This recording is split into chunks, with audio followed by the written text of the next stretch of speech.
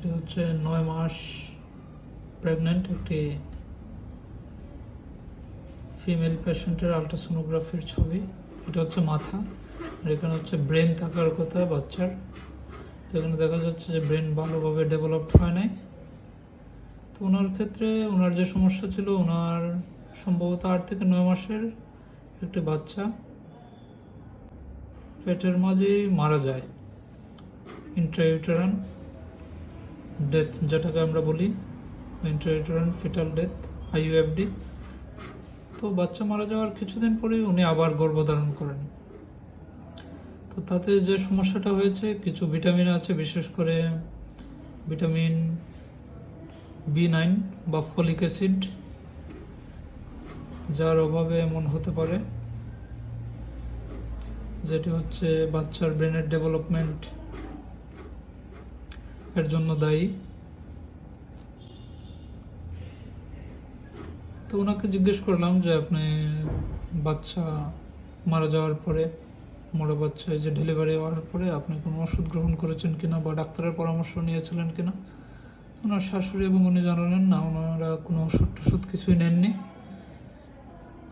তো ওনার শাশুড়ি আবার বলতেছিলেন যে ওনাদের সময় তো কোনো ডাক্তারই দেখাতে হয় নাই, ওনার আশেপাশে আরও অনেক এরকম বাসায় ডেলিভারি হয়, অনেকের জীবনে কোনোদিন ডাক্তারই দেখান নাই। উনি যদি ডাক্তার দেখাতেন তাহলে ডাক্তারে ওনাকে সাজেস্ট করতেন যে একবার গর্ভধারণ হওয়ার পর আবার কত বছর পর গর্ভধারণ করা ভালো, বা কী কী যে প্রাথমিক অবস্থায় কী কী ভিটামিন সাপ্লিমেন্টেশন নিতে হবে। তো হয়তো ভিটামিন B9 বা ফলিক অ্যাসিড না নেয় এরকমটি হতে পারে।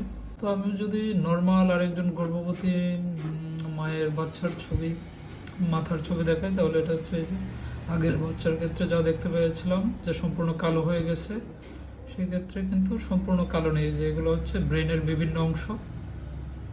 তার ক্ষেত্রে ব্রেনটা নর্মালি আছে।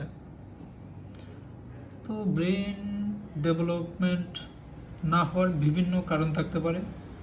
তার মাঝে যে কিছু ভিটামিন ডেফিসিয়েন্সি, বিশেষ করে যে ফলিক অ্যাসিড ডেফিসিয়েন্সি হতে পারে, এনভায়রনমেন্টাল বিভিন্ন ফ্যাক্টর হতে পারে। এনভায়রনমেন্টাল ফ্যাক্টর মানে পরিবেশগত, যারা হচ্ছে হাইলি টক্সিক বা টক্সিনযুক্ত এরিয়াতে থাকে, পরিবেশের অনেক দূষণের কারণে এরকম হতে পারে, বা বিভিন্ন শারীরিক অবস্থা যেমন ডায়াবেটিসের কারণে এমন হতে পারে, বা কিছু কিছু ওষুধ আছে যেগুলো গর্ভাবস্থায় গ্রহণ করলে এমন হতে পারে। বা দেখা যায় যে ওনার আগের বাচ্চা যদি এরকম হয় তাহলে একটা রিস্ক থেকে যায়। এক্ষেত্রে ডাক্তারের পরামর্শ গ্রহণ করতে হবে।